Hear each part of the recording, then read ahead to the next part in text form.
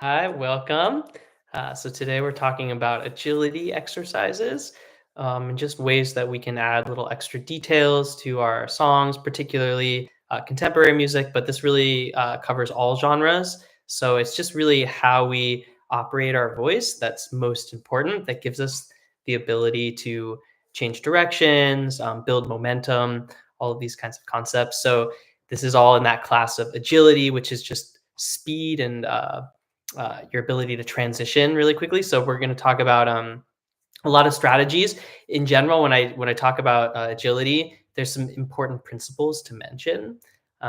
So one of them is just that when we are using all of the things all at once and we aren't able to separate out different aspects of the vocal system, we build this kind of like weight or heaviness into our voice, and that's going to slow us down.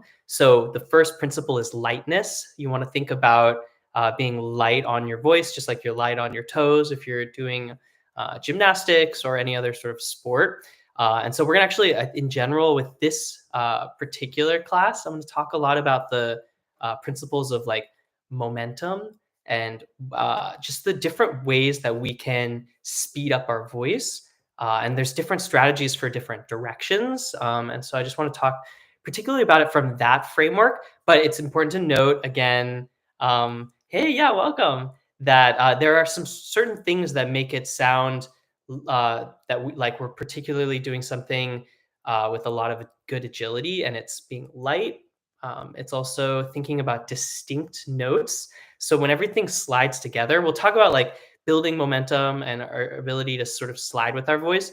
But when we're actually in like a musical context, it's usually the distinctness of the notes that gives it that sense of speed. So think of it like we're knocking down a bunch of targets really quickly, and it's going like ding, ding, ding, ding, ding, ding, ding, ding, ding. And so that's actually really important.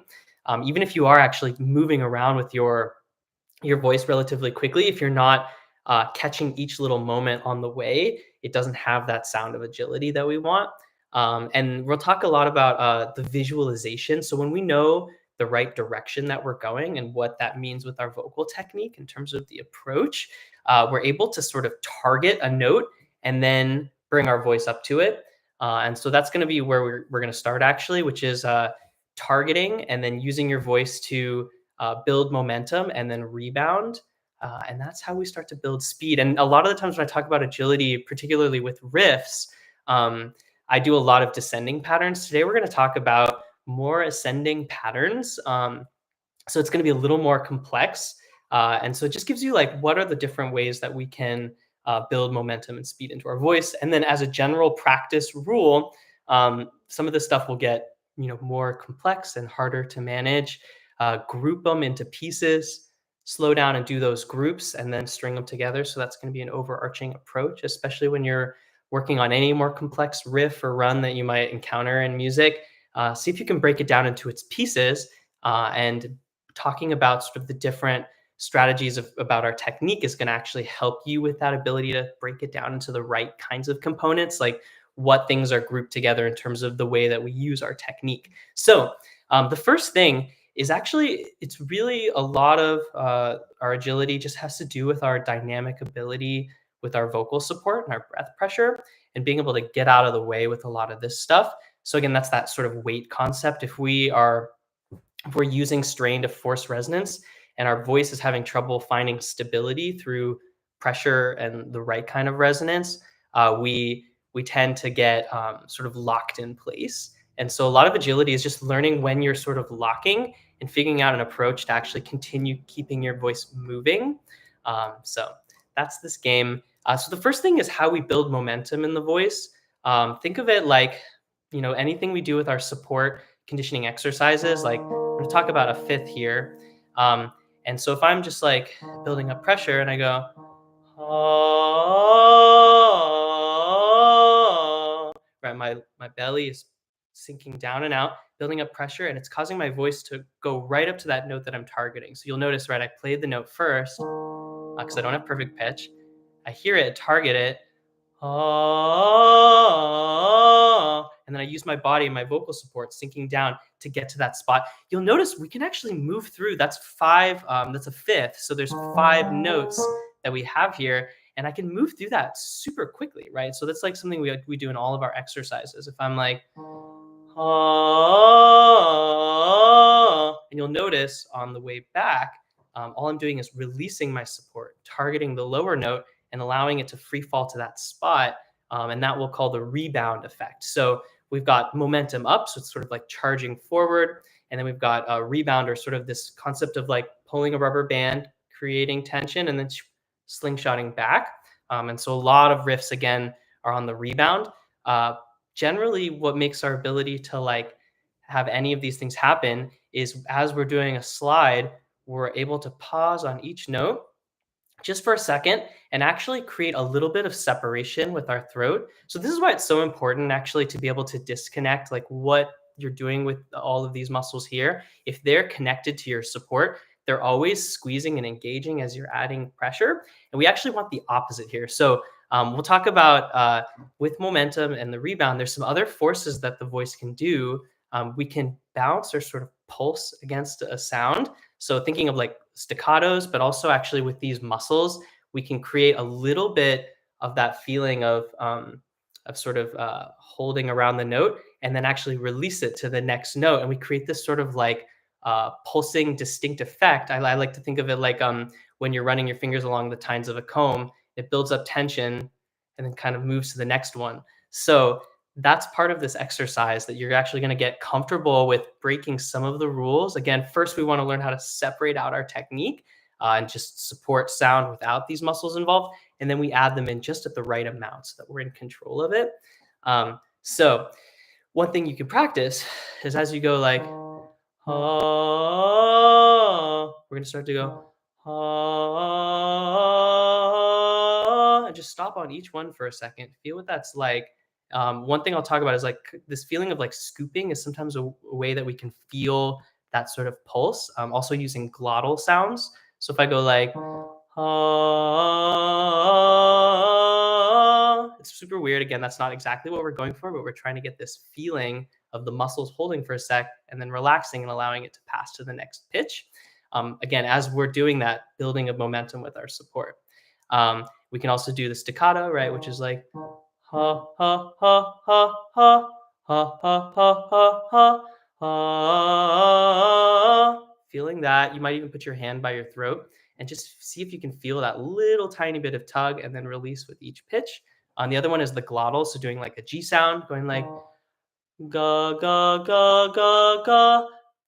It's again, it's not the G, but it's the sound of when the vocal folds come together. That feeling right before you make the actual G sound. So like ga ga ga ga ga ga. Right, that building of pressure. So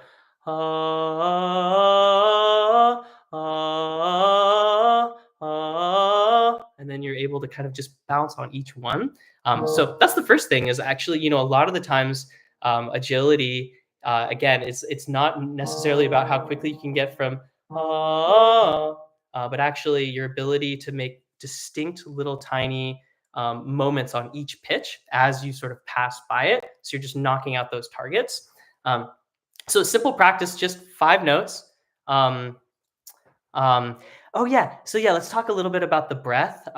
So this is what's confusing again, is like we have all these subtle things that we can do with our support. So, when I talk about like staccatos, you'll feel a little bit of that sort of pulsing with your breath. But at the same time, we're also trying to keep a smooth function of building pressure. So you kind of have to think of both things, right? You're sort of like tapping at it, but then incrementally adding more and more pressure. So a way that you can kind of practice this is actually a great way to sort of feel out like how maybe responsive your support is do any of the breath pulsing stuff and then try to speed up the rhythm. So I'll do this sometimes with like rhythm practice. It'll be like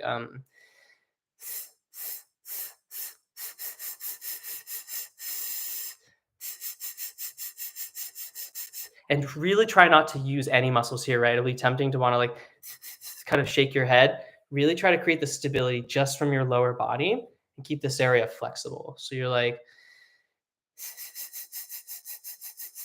some people compare it to like that feeling of like a belly laugh or a giggle kind of a feeling.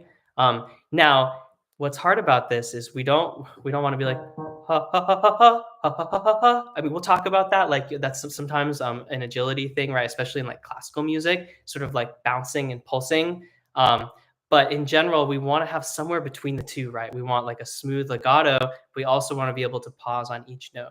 So that requires actually a little bit of this area just for a second holding with each pitch and then slipping past. It's a weird feeling. It's hard. This is my best way of explaining it. You really just have to feel it out. And as we keep doing more and more of these things, you'll start to notice it more. But the first thing is just, can you charge up with 5 notes? We'll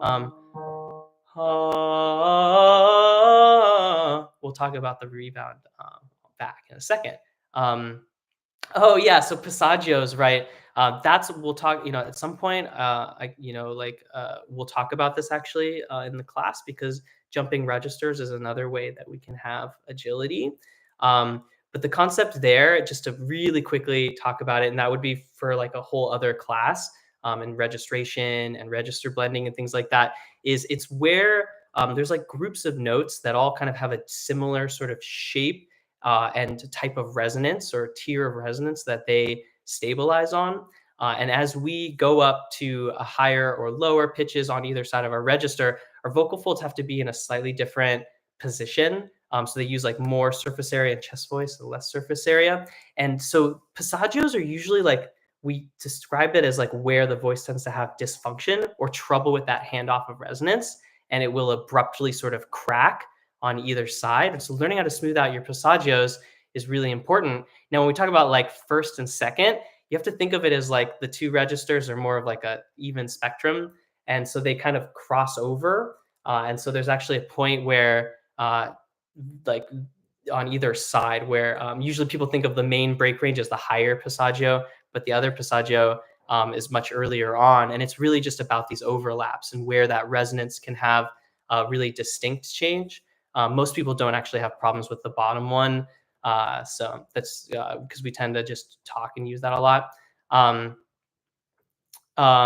yeah, exactly. And if you're not doing it quite right with the right blending, you might have too abrupt of a transition, and it might give you a different tone than you're expecting. So that's sort of a whole other class that we'll talk about that. But we will talk a little bit about register jumping, because it's also a secret way that you can move around your range rather quickly, right? Because the concept of up and down is a little more of an illusion, and even like agility is a little bit of an illusion, right? It's not about just like how quickly we can go from one low note to a really high note, but it's really about just actually that concept of really intricate moments where we pause on a note really quickly and then move to the next one. But we still hear it as distinct. So again, we're talking about charging up.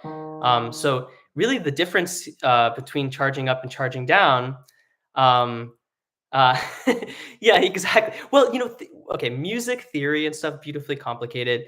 This is really just about like the physicality of what it's like to move in different directions with the voice. So it's really like it's our controls. And agility is like how quickly we have that handling, our ability to change directions, and what each thing feels like. And if you can break down a run or a riff this way, you actually can better pilot it. Otherwise, you're just sometimes putting in way too much force, or you're using the wrong kind of coordination and you're stepping on the gas when you should be stepping off of the gas, right? Like all of these are sort of analogies for what happens with the voice, but much more subtle, of course. So again, I can just go, oh, and it doesn't sound like agility until I make that separateness. Oh, oh, oh, right. And you want to feel that little tiny bit of pulsing, and you can make that more distinct or more smooth. And it's sort of a toggle, right? It's not like short and detached and legato are completely mutually exclusive. It's a more complex system.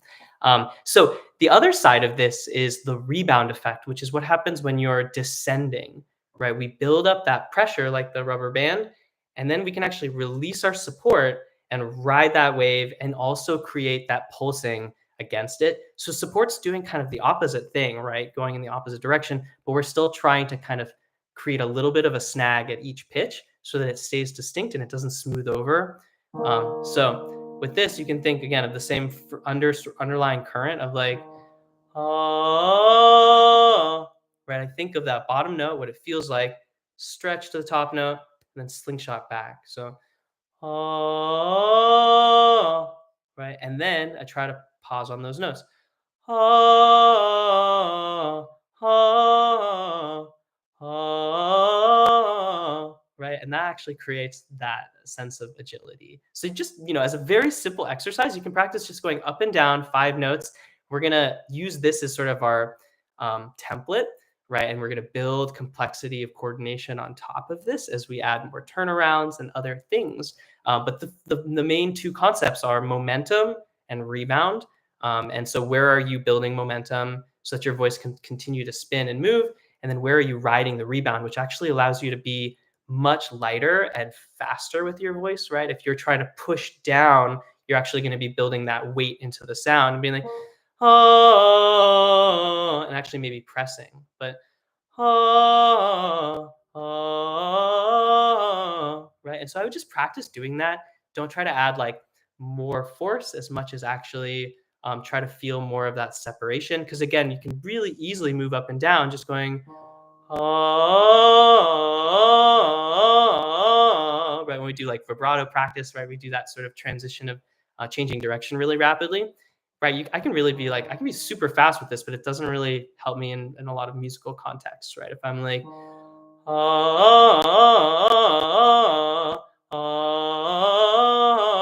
but those little intricate notes in between are kind of what we're mainly focused on. And so that's why it's kind of this concept of like finesse. It's actually subtle detail work on top of your larger coordination.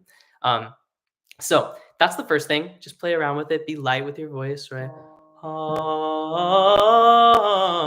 Right. You can go with staccato practice too. Be like,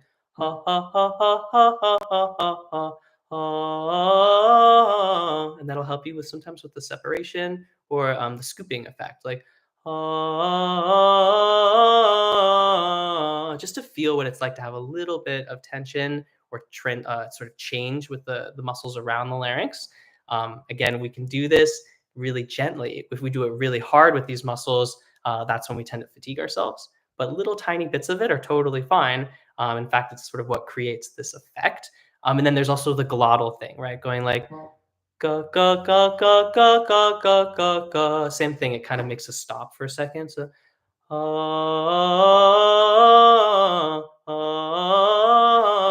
right. And so that's the overarching kind of tone and sort of vibe that we want as we make harder and harder exercises.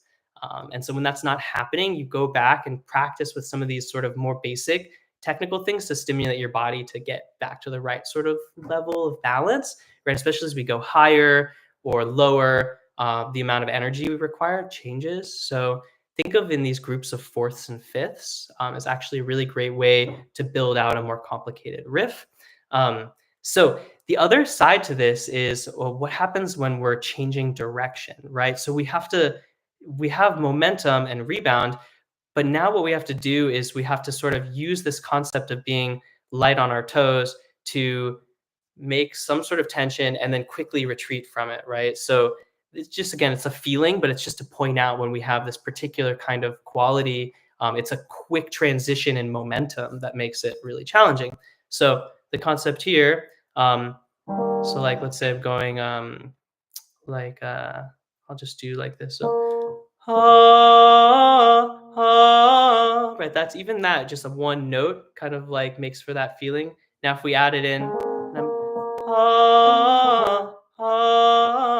right, I can take that feeling of building momentum and quickly change it. So again, practice here is to use staccato, like ha ha ha ha. Feel out the difference. Feel out the change in momentum.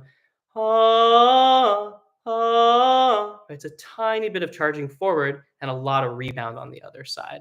So when you add that together and you start to make it faster and faster, ah, right? We are able to get that little quick sort of turnaround, right? Like we use the analogy of like stepping up on the staircase and then quickly taking 2 steps back. Now we can take our 5 note pattern and we can trick it out with a bunch of turnarounds. And this is a really great way to practice your agility. If you're having trouble, stop and break it up into individual groups of 3. So like, again, a group of 3 might be like, let's say I'm doing this, I'm going, so it's ah, ah, ah, ah.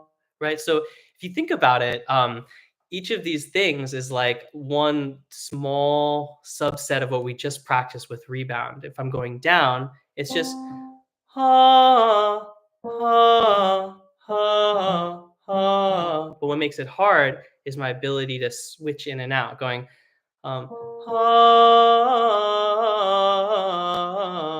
right, and stay light on my feet. So that's that sort of bouncy feeling, and knowing how to sort of pulse on and off of your support. Um, yeah, yeah. So this is kind of an interesting point. I'm glad you brought this up too. So like working on your agility, like some of it has to do with your just like fast twitch reflex, right? Like this ability for my body is like if you were looking at like my lower body, it doesn't look like it's doing much, but internally I can feel this tiny little flex, these tiny subtle things. And again, that's why sometimes we practice bigger motion so we can learn to do that in a more subtle way. Um, Exercising and certain sort of practices with your overall fitness are really helpful.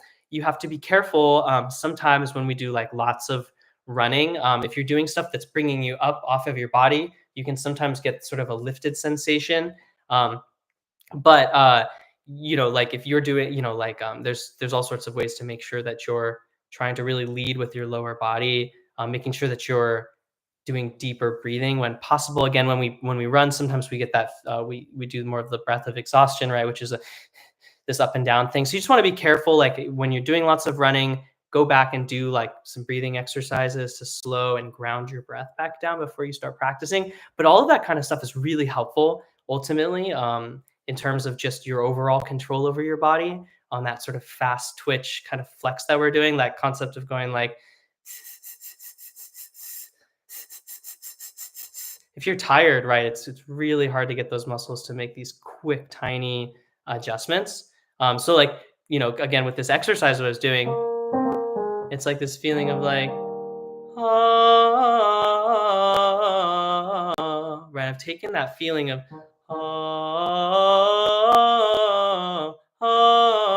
and now on each one of these, so one thing I want to talk about is again, I mentioned this concept of targeting.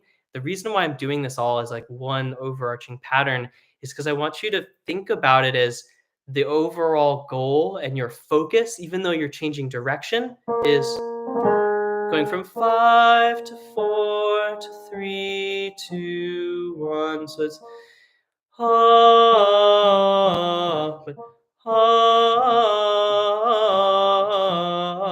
right. So I'm thinking about each one of these as my targets.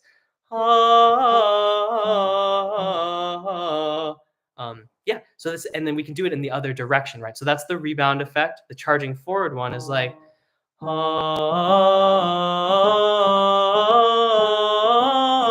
and eventually you can make this one even longer, right, and make it harder. We'll do that in a second.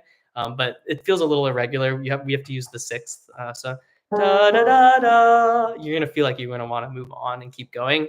At least I do. So this concept. So think of it as like we're charging forward in these groups of three. We're going.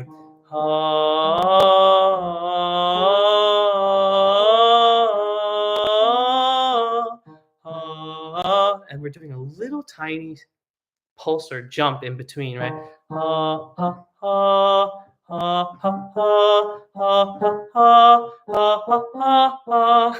Thank you. Yeah, you could. Yeah, that's funny, right? Yeah, the Disney. I think it'd be funny to make an animated character, like a sort of a Disney prince sort of style.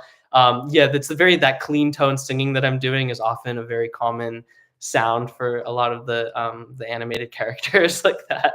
But yeah, so do you guys hopefully you're starting to see this as a whole concept, right? Like, am I charging forward, my overarching pattern, right? Going,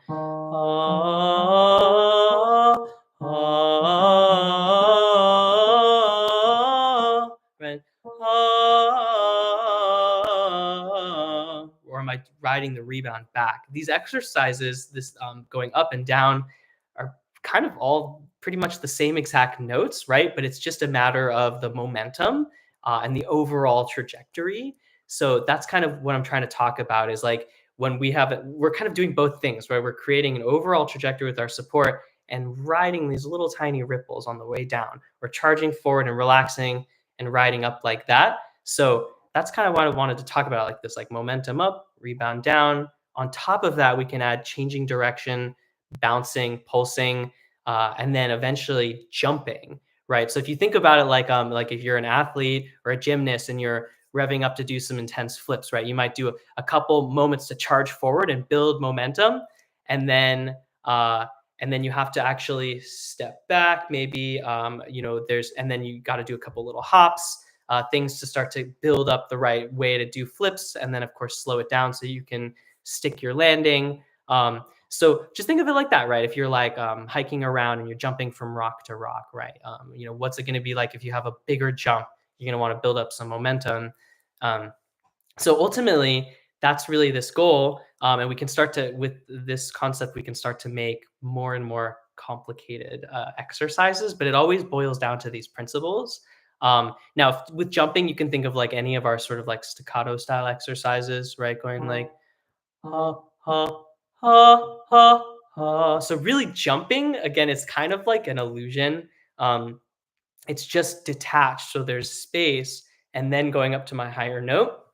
But really all I'm doing is just controlling my vocal support, building more pressure, and just making a little bit of a break, and that gives it the effect of a jump, right? So if I'm like ha ha ha ha ha ha, right, versus a slide. If I were and there's usually, it can be a combination. It kind of feels like you jump most of the way and then slide up to the top note, right? So there's all sorts of ambiguity actually with this, because I'm not actually jumping, right? It's just our concept of what high and low pitches are. This leads to that concept of the registration thing. This is why it's really good to practice um, doing this kind of like transition of resonance without, or registration without having a big movement here, because again, that'll slow you down. So any exercise like this is, I consider it an agility exercise, right? So if I'm like, na, ni, it's the concept feels like it jumps a ton. Yes, the pitch is totally different, but because I'm using a different resonance strategy, um, all of a sudden the timbre and everything is so different. It feels like it's a huge gap that I've jumped. So again, like na ni right. We can actually do all of that rather quickly. Most of the time, the finesse is how we stitch things together as we're doing like a long run from head voice to chest voice. But you can actually practice that. You can also practice cracking up to a high note, and that has kind of an agility effect. I did this earlier in one of my other lessons, but like you can practice just going like na na. Right. Again, everything that we do that's out of our control and considered a bad thing, when you learn to control it, you can use it as a stylistic technique. Again, as long as you're not feeling vocal fatigue, cracking is totally healthy, but it can be a sign that you're using something incorrectly if it's happening when you don't want it to happen. So again, you can actually really quickly pop to a note using a crack and actually target it, right? So like, na, na, na. It just takes a little bit of fiddling around. So that's just my quick thing on registration, is kind of like an added complexity to our agility stuff. But the main practice again is doing this kind of like momentum building, rebound, turnaround stuff. Um, so that's kind of the concept here. Now let's do some slightly more complicated patterns, and we'll talk about like what's the strategy and how can I break it up. So I'm going to use like an octave, and we're going to do a combination of like diatonic, pentatonic, just to make like a nice pattern. So this first one is going 1, 2, 3, 3, 4, 5, 5, 6, 8. So it's a hybrid of both, right? I'm using 4, but I'm generally using a pentatonic pattern. This is also for the rhythmic aspect of it. So I'm gonna go like na, so na na na, right? So this one, like I'm stopping on na, and then I'm kind of taking a moment to bounce right there, right? Na na, right? So that concept of bouncing actually creates like the effect of more agility, even though I'm not actually moving more notes rapidly. So again, it's the intricacy that makes for the agility effect. So na na na, Right, and then we can do some really interesting things here. We haven't talked about resonance so much, but resonance also has an added effect. So a lot of times when people are doing cool riffs and runs, they're also modifying their vowel as they go, and that creates more distinctness, right? So this is why I talk about these principles that I think are really important. There's different approaches to it. So we can use whoa or yeah, right? Any sort of glide effect from a smaller vowel to a bigger vowel, and use that to sort of carve out the shape a little more. So if I'm going again, 1, 2, 3, 3, 4, 5, 5, 6, 8, na na na. Now I'm gonna go whoa, and I'm gonna go whoa whoa whoa whoa whoa whoa whoa. Right, as I'm going whoa ooh, right, it's making a distinction, right? Whoa whoa whoa whoa whoa, right, that kind of feeling. Whoa. And then I'm gonna go whoa, whoa, whoa. So down, I'm gonna go a little differently. Just different practice here. I'm gonna go 8, 6, 5, 6, 5, 3, 5, 3, 2, 1. Now, for this one, think of it in these groups. This is gonna when we start to do these patterns. Sometimes it's really hard to make them distinct. So we're gonna use the vowel thing. But I think another great way of practicing this is thinking about it in its groups of fourths. So where's your target? What are you targeting in each of these little groups? If I'm going whoa, right? It's going whoa, right? And then whoa, whoa, right? They're just these fourths actually. Whoa, whoa, whoa. So really, the pattern, the overarching architecture is whoa, whoa, whoa, whoa, and then I can start to build in intricacy. I can be like whoa, whoa, whoa, whoa. Right. No, no, no, no. If the vowel thing is a little too much to think about, sometimes I find it's actually helpful. Again, as we layer these effects on, and this is a way that you can think about, like if I'm making a riff and I'm struggling with it, maybe I can actually change the way I'm doing my vowels, and that's actually the secret way to give yourself more momentum and really make for a smoother thing that doesn't it's on a single vowel. Sometimes it's actually really hard to get that distinction. So again, I'm going just like whoa, whoa, whoa, whoa. So it's a bunch of rebound effects, right? Build pressure, relax, pressure, relax, pressure, relax, and then you try to stitch them together, right? So if I'm like whoa, whoa, whoa, whoa, right? And then you can actually start to do that. So you could take both of these exercises and mix them together. I could be like, whoa, whoa, whoa, whoa, right? And then I can start to make for a really cool little intricate thing that I'm sort of playing around on. And I think this is just sort of, again, kind of giving you a sense of like, how do I do this practice? I think about sort of the principles. I think about the different types of coordination, and then I try break them into pieces and then try to run them together faster.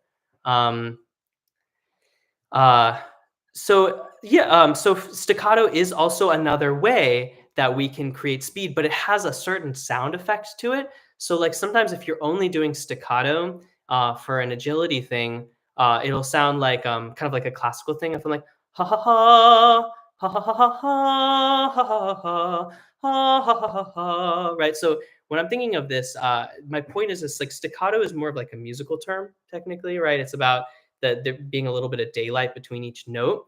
And it's not always just purely staccato. Sometimes it's actually a contiguous pitch or a legato, but there's a sense of pulsing on it, but it still stays connected. And that's kind of what I'm trying to talk about. Like I could practice agility and go like ha ha ha ha ha huh, so you're talking about if like when if you're like rapping, I think is that what you're saying? Like because that's like more of like a percussive thing with speech, which is um also a way that we can create a rhythmic effect of speed, but we're talking about more of the actual sort of singing side of it. And again, it's not that I'm saying that it's like you can't use staccato for agility. It's just that usually it's a combination of charging forward with some continuous pitches, and then actually there being a moment of pausing to create a second of something detached, like a little hop, and then moving forward. So let me give you an example of like this is an exercise I do all the time. That's like a sweeping pattern, so it just covers a wide range. But I'm going like um, rapping is an interesting hybrid, right? Because and this is good to sort of point it out. It's somewhere between singing and speech, right? And so this is where it gets a little complicated because like what does it mean to be like fully singing versus fully speaking? Um, yeah, it depends. And actually, rapping can bridge the gap between the two. And there can be like, for example, like we talk about microtonal stuff when we think about more speech like singing sometimes and rapping, and it fits more like with what like a drum might do, where you get harmonics and subtle sort of in between pitches that allow you to sound a little more sing-songy and have inflection. But then ultimately, it sounds maybe a little more towards speech versus something that sounds a little more sung. And it is usually like kind of what you were mentioning, like it's a little more percussive and a little more of a staccato feeling when we're towards speech versus when we're sung. At least this is a way you can think about this spectrum. Again, it's not like it's a spectrum, right? It's not like a talking isn't singing and singing isn't talking. There's just sort of think of it as two sides of a thing, right? Like more percussive, less resonance. That's sort of like keeping the vocal folds together and sort of floating, right? And so that makes it more like speech versus something that is more connected and that sounds a little bit more sung, right? It's like slowed down and sustained on a vowel longer. So we often in like musicals, right, we go from a more speech-like singing to a more sung thing, right? So we call that like recitative in classical music to an aria, and recitative is the more conversational singing versus the aria, which is the more like usually long and sort of sung out thing. Um, so it's just kind of important to note that, right? Um, yeah, and you definitely can by practicing more percussive things. But I just wanted to kind of point out that agility is more complex than just like short and detached or legato. You can actually have agility with both, but it's usually about your ability to create some distinction. Um, when we slide around, we can. That's technically also kind of agility, but it's moving in a way that's maybe not as musical, right? And so sometimes it's just like how many notes can we hit in a short period of time. And that can be also another way of thinking about agility. Um, so it's just kind of it's important to talk about this, right? And like I again like rapping is a vocal thing, right? Just like being a voiceover actor is a way that we use our voice.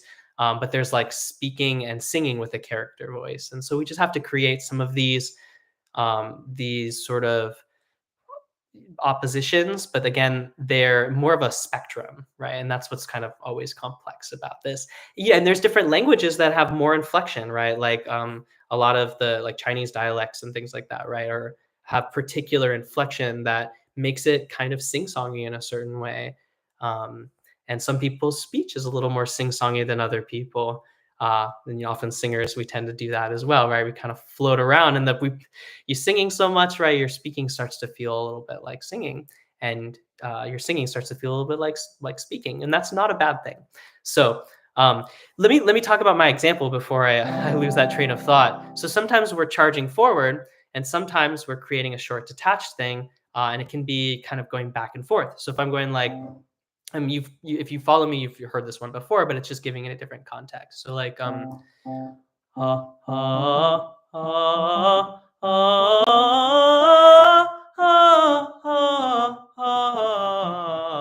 right? So I'm doing these moments of these groups like ha ha ha ha, and then I'm having a moment of pausing. This is also a way that we create agility, right? Think about it like you're charging around and then you pop and you do a little flip, just like a gymnast, right? Yeah, ha, ha, ha, ha, ha, ha. Right. So you can do all of these different kinds of things like that. Again, like you can invent all sorts of exercises, but I think the main point is to distinguish when you're doing a certain type of coordination. The thing that's important for me here is to distinguish the difference between ha ha ha ha, doing that kind of thing, right? Like ha ha ha ha ha ha ha, instead of ha ha ha ha. Right, it's a little bit different than um just ha ha ha ha ha ha ha ha ha ha ha ha ha ha ha ha ha ha ha. Right, that's all staccato, right? Is the way that I would think about that in my muscle memory, compared to one being more charging forward with momentum, then a little jump, a little tap with the support to make a staccato, and then charging forward, a little tap, and then charging forward again. So that's kind of the way that you want to think about this. Now, one thing I wanted to add in when you're doing any of these kinds of exercises is I find metronome can be a little tough, but I find if you give yourself a snap and you think of the snap as when you're landing, you can actually start to kind of guide yourself. So, like, I'm going to go back to some of the simpler exercises because I've covered a lot of things, but just to show this concept. So, if I'm like, na na na na na na na. Oh, that's the more advanced version, but that one's like using the octave, right? It's the na na na na na. Right, that'd be the simpler one. But I'm going na na na na na na na na, and I'm using my click to just kind of bait myself forward. I find it's helpful. And then you can actually be like, okay, can I do faster snaps and be like, no, no, no, no, no, no, no, no. Right. Then I could do like no, no, no, no, no, no, no, no, no, no. Right. Anything like that. Right. So, no, no, no, no, no, no. Or I could do the no. Do you catch the difference? This is what's hard, right? One of these I went like no, no, no, no. That's the rebound thing. This other one, if I go no, that's more of the turnaround stuff, right? No, no,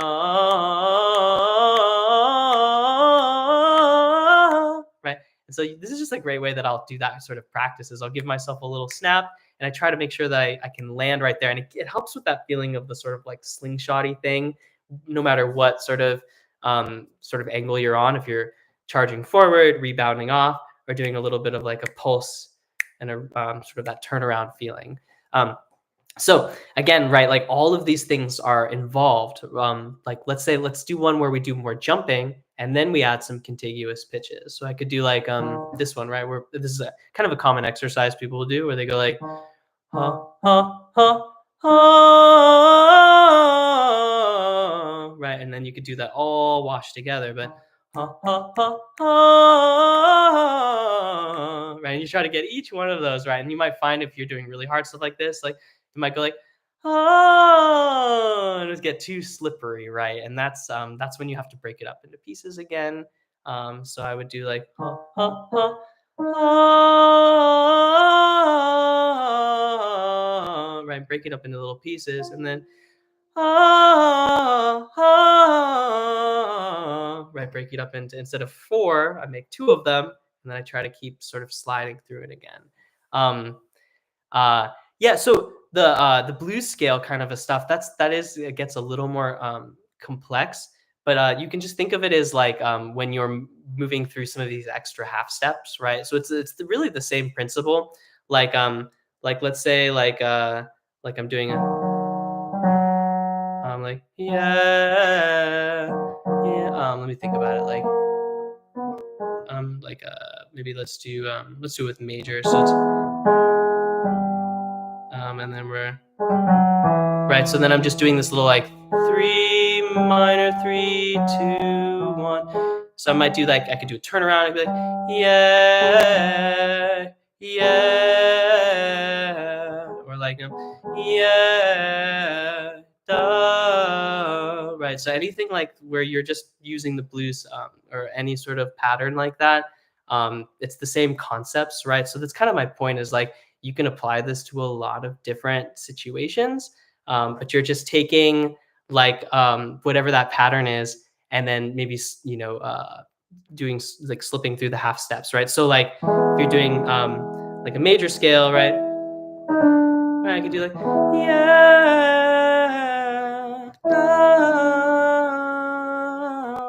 right. And it's just a matter of like hitting the blues notes. So sometimes it's just a matter of like instead of like a full whole step, you're just sliding up like a half step and leaning into it.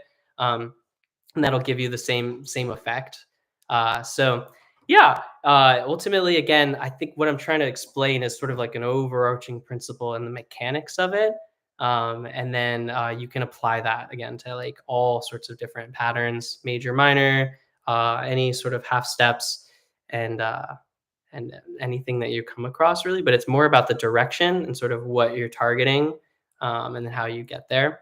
So yeah, any other questions as we go? We can keep sort of adding in some exercises, but I just want to sort of take a moment, pause. Like, what do you, what do you guys? Do you guys have any? You have particular exercises that you do for your agility? And is this making sense, right? Like again, like reviewing, there's momentum up, rebound down, there's bouncing and pulsing, there's changing direction, there's jumping, and any sort of riff is going to be a combination of these forces.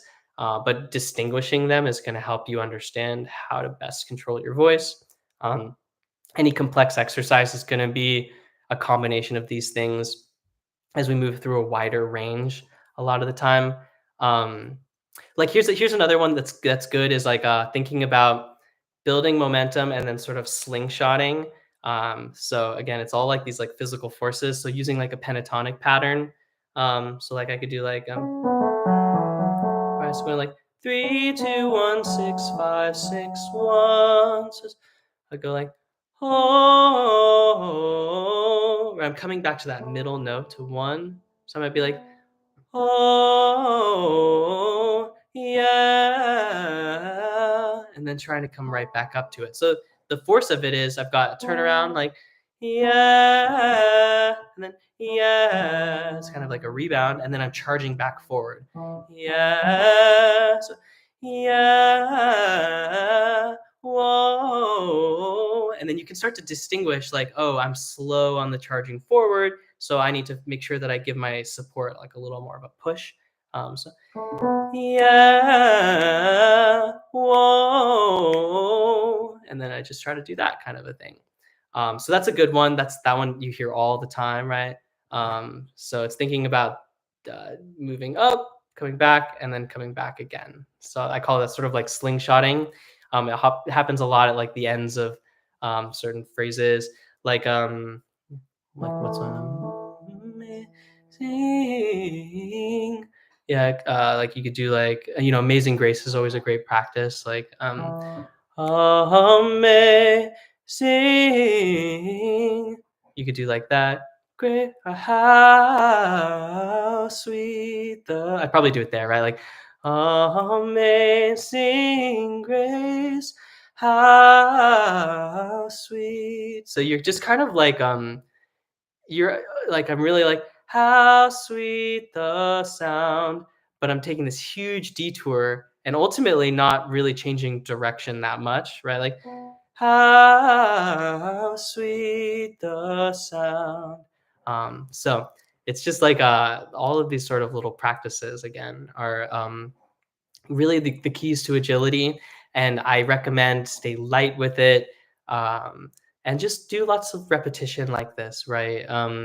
I just like find myself when I'm getting riff happy and like really working on riffs, just kind of like continually feeling it out, not over singing, and just again paying attention to when my voice starts to get stuck and it's having trouble changing directions, when it starts to get static, and then using any of these tactics to try and sort of break out of that pattern. Um, um, yeah, yeah. So with the breath stuff, that. This is kind of a subtle little thing with support, right? Because at first we talk about like support feels kind of like this like physical thing that you're really like leaning into and pulsing. But really, support is the thing you want to pay attention to is it's not necessarily about the voice being louder, but it's about the stability of the mechanism. So the way that you can kind of feel out if your breath isn't quite right is kind of indirectly by what's happening here. If these muscles are trying to sort of, as I was talking about, like kind of get static or lock, try to hold the air in, then there's not enough lower abdominal breath support. It doesn't have to be completely relaxed here. Again, sometimes like even in like our agility exercises, having a little bit of that sort of tug against it is actually kind of how we create the style. Um, but the thing that you want to pay attention to is mobility up here. So if you're not connected to your breath, this area will get more rigid and will feel like there's more weight to it. So that's kind of like this concept of momentum in general is actually ultimately comes from our connection to our breath pressure, but it's not just charging forward, right? It's our ability to ride the wave on either side, right? If I'm like, oh, I can come on and off of it just as fast. And that makes for this illusion, right, of like popping around. Right? If I'm like, ha, ha, ha, ha, ha, ha, ha, it's really just more pressure, kind of leaning into it. Ha, ha, ha. But you might find on the top note that you have to do more stuff, that your body is doing more things to try and get stable, and it's extra compensating things. That that stability that it's trying to get from other places is what slows down the voice ultimately. And so that's kind of what I was talking about in the beginning when we talk about like carrying weight into your voice. Um, it happens from sustains, right? Like this concept of trying to like hold something in place, and that makes us um, less agile, right? We have less mobility with it, and so again, it's a there's an easy analogy to all sorts of other sports. Um, yeah, yes, yeah, you're great. You're 100% right with that. You're talking about like that concept of breathing out. Now, I would just change the way that you say that because technically we're not letting out more air, but it's the feeling of your belly expanding out that helps you reach different volumes, build up momentum and resonance, and then from there, that gets you to different pitches, right? So when we're thinking about moving our voice around a lot, we're often thinking about support control, and it's changing the pressure, which is getting our vocal folds to flap at different amounts. But the thing that people get a little bit confused on is they think of pushing out more air when they go up, or they're changing pressure, and it's really about resistance of air. So as the belly pushes out, that's creating that pressure essentially against our natural exhale. So natural exhale, it's like both things are happening at the same time, right? I'm going like I'm slowly losing air, but I'm trying to resist it so I don't lose too much. And it's kind of like this floating balloon, right? So that's why we, do all these breathing exercises where try to keep an even stream of air, like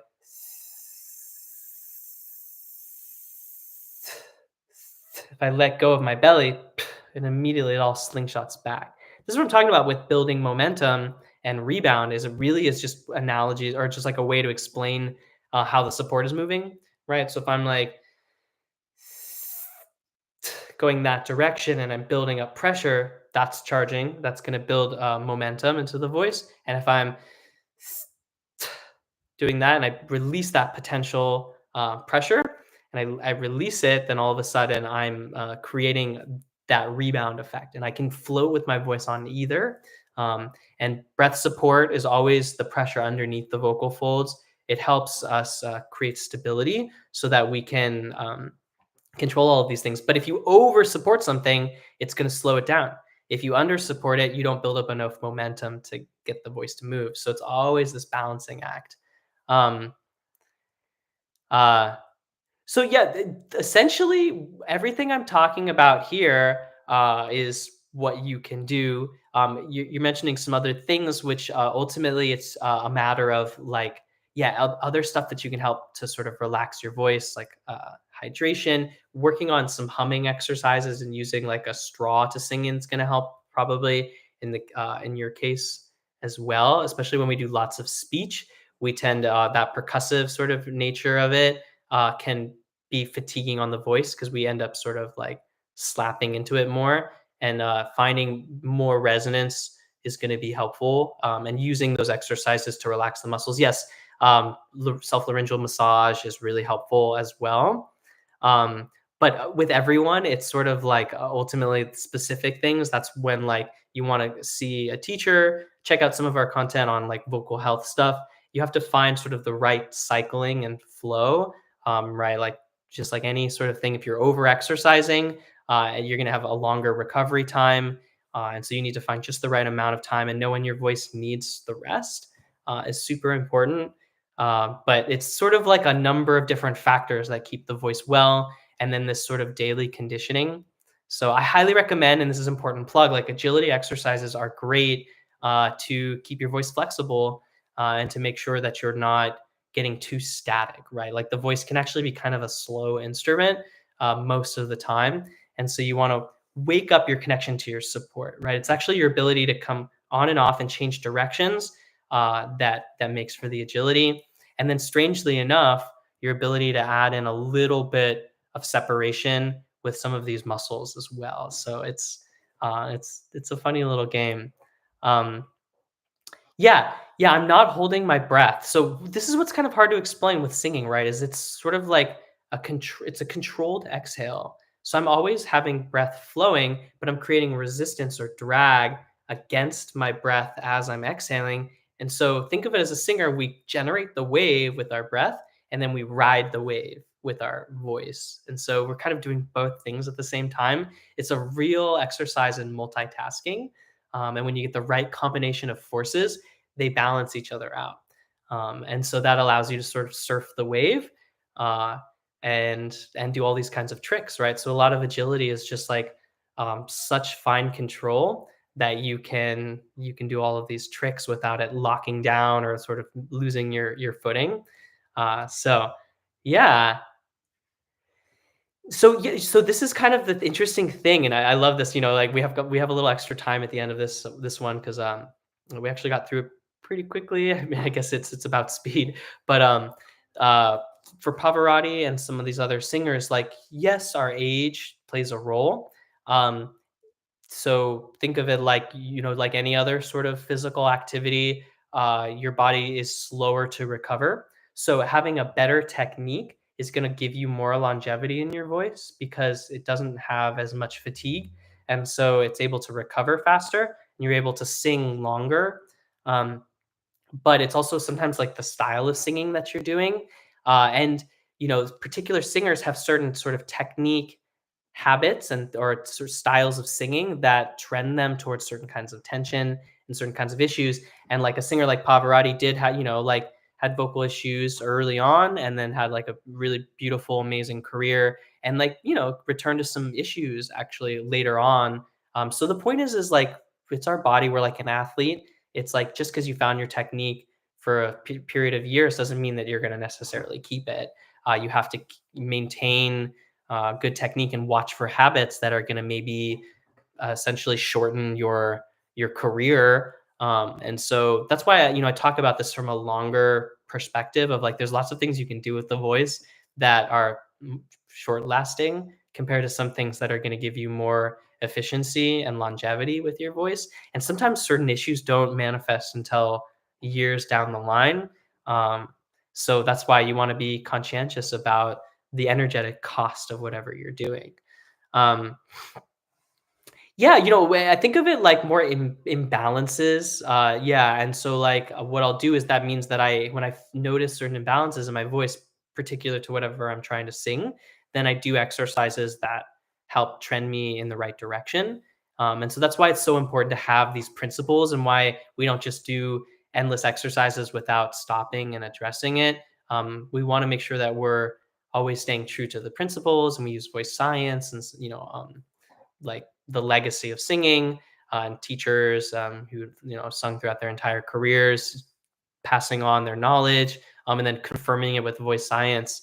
And that's kind of where a lot of us as voice teachers are going now. Is there's multiple ways to do things, but some things are proven to last longer and be more effective.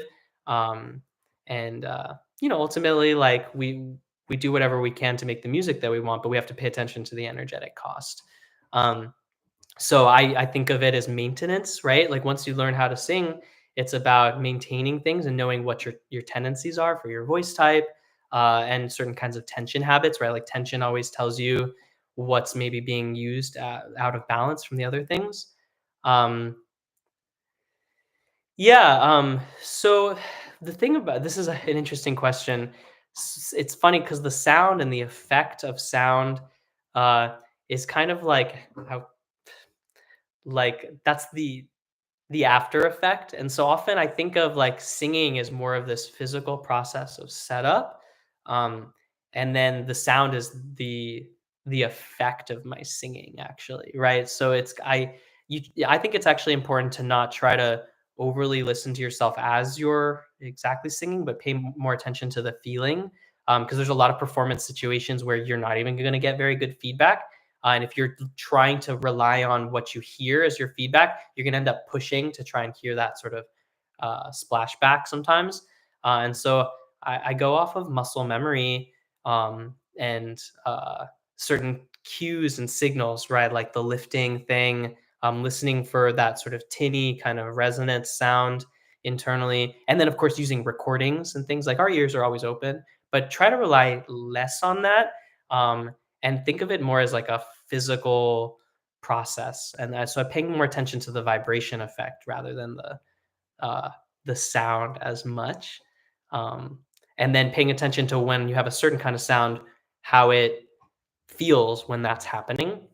And we always need outside opinions and outside ears. That's why recording is so important, but also having trusted teachers.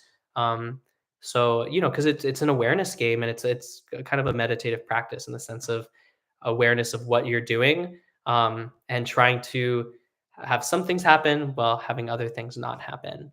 And there's a lot of subconscious sort of like there's a lot of subconscious stuff happening when we sing that we often or immediately become aware of, more so than in other situations. It's also true for like actors, right? Like try like in a show, like walking across a room feels totally different when everyone's watching you compared to when you just are normally walking, right? So this it's this sort of awareness game. Um, uh, oh yeah. So we're just finished for now, and yeah, I know that's frustrating. But just remember, with all of these things, if like you get an interruption of an ad, this is all recorded, so you can always come back to it. But yeah, exactly. I know this is a part of how the whole company works, so I apologize for the frustration on that. Yes, Deborah, like think of it as more the sensation of sound, but we use multiple cues to keep track of things. So that's what I would say. Sometimes having visual cues, like as you're practicing for pitch and all that kind of stuff, is helpful too, so that you pay more attention to the feeling and sensation than actually the sound, right? So that's kind of like the sound is the past, right? Sort of at that point. And if you listen to yourself too much, we tend to get confused because it's actually not how it sounds to other people as much. So you'll end up kind of singing under pitch a lot of the time, or the quality just isn't what you expect, right? It's different for bone resonance internally than it is externally. So yeah, it's more of like sensation. So like my teacher back in the day would always say, "What's tin is gold," in the sense of like she's literally talking about just the sensation and the sort of sound of resonance in your head. And I'm using that as a target, and trusting that when I find and target resonance appropriately, and I'm using support in a way that allows these muscles to relax in the right way, then I'm going to get a nice, beautiful sound, right? So there's only so many ways we can modify our sound, and ultimately we sound like who we are because of it's our body. And so I think finding that first is really important, finding your sort of middle of the line sound, and really trying to save that feeling, and then you ultimately have more control. In recording situations, we're often listening to what's happening directly through the monitor, and we can adjust from there too. So it just really, again, depends on the context, but I really like to say it's a feeling based art form. Um, and if you do that, then you can trust in your body, and trust in the sort of physical sensations, whereas sound can sometimes actually be pretty deceiving and not give you the full piece of info. It's not going to give you all the information, right, of like what it's like to an outside audience. You have to sort of take that leap of faith when you sing, and that's part of what makes it kind of scary. So um Yes, and I'll end with this because that's a good question. And check out our stuff with vocal health. Um, yeah, you can definitely acutely injure yourself with your voice if you're overly straining. Essentially, think of it like when we have the wrong kinds of forces of pressure and we go outside of our range. Ultimately, like if you learn the healthy technique, you're not going to want to do those things, and you can learn how to relax and let go, and sort of ways that you move through your range, and always in a very effortless way before you do stuff that's more intense, like belting and everything like that. But it's usually like issues with the voice happen more cumulatively over time. It's usually late at night. There's all sorts of interesting facts on that. There's a great website, Center for Vocal Health, that you can take a look at some of the blogs on that from like a laryngologist, and sort of what happens when people injure their voices. But think of it like these small pieces of tissue can get bruised from too much pressure and rubbing and friction, and then essentially like you're getting little burst blood vessels, bruising, and then the body tries to repair it, and it creates calluses, and those calluses over time create not an even connection. So then our body starts to try to push more, and then those calluses get more hardened. They sometimes turn into other things, polyps and cysts. And so it's always about inflammation and how our body handles inflammation. And so over time, like if you're using your technique in a way that's not efficient, you're going to be pushing and working harder and harder. And then sometimes you have like abrupt moments where like the vocal folds get injured rather quickly and get bruised. And this happens to professional singers, just like an athlete, and they have to stop singing. And it sucks because if you have a bunch of people in a concert and, everyone's paid money to show up there and then you have to bail out halfway through, people get very angry. But it's also like we're athletes, and that's like, in sports situations, people get injured and they have to get wheeled off, and everyone says, like it's not great, but everyone generally understands that. With the voice, it's harder to understand, but it's very real. So if you ever have a moment where you abruptly lose your speaking voice, go see a medical professional, because actually you can get like it's an emergency in a lot of ways, and you can get treatment that can help you in a limited period of time. And if you wait too long, that actually, just like anything else, there's less people can do to sort of help. Um, so, I just think like if you suddenly went blind, right, you'd be pretty freaked out. But if you suddenly lose your voice, we just have a different sort of um, cultural sort of thing with that. But it actually, like, not being able to speak very well, it can be a really, really hard handicap, right? Because we actually use our voice in so many situations for our work. So protect your voice. Doing exercises like this incrementally over time is part of how we condition our voice so that we don't overextend our range. And so we understand when we're overextending something. So this is why I always talk about simple practice and then expanding from there. So you also know, like, if you're trying to follow along with me, I'm doing it particular to my tenor range, and you might need to find a different range. From working one on one with a person, we're going where their range is. So just remember that if you're trying stuff out, you can always do these exercises in different places. So hopefully this has been helpful. I love all these extra questions. Please, yeah, continue to bring questions. It helps me know what we should talk about. And you're very welcome. Um, yeah, great. That's awesome to hear. And yeah, and just know if you're new to all of this, like all of these things are recorded, and so you can come back and take a look at them and use various parts of them if you're like, what was that exercise? And then go from there. So we'll keep adding to them, and let me know when there's things that you're interested in, and I'll try to tally them up for the next available lessons. So I think next time we're talking about harmony. So we're going to take a total 180, and go a little more into the theory side of things, and learning some basic tricks for harmony. And so yeah, bring your thinking caps, and know again, even that is something that we can conceptualize, but it also is a feeling when we learn how to be in certain kinds of interval harmonies. And there's a lot that you can do just by exploring and be willing to uh, make some silly mistakes and understand what that feels like when you're singing weird harmonies. So looking forward to it, and I will catch you all next week. All right. Take care. See you guys.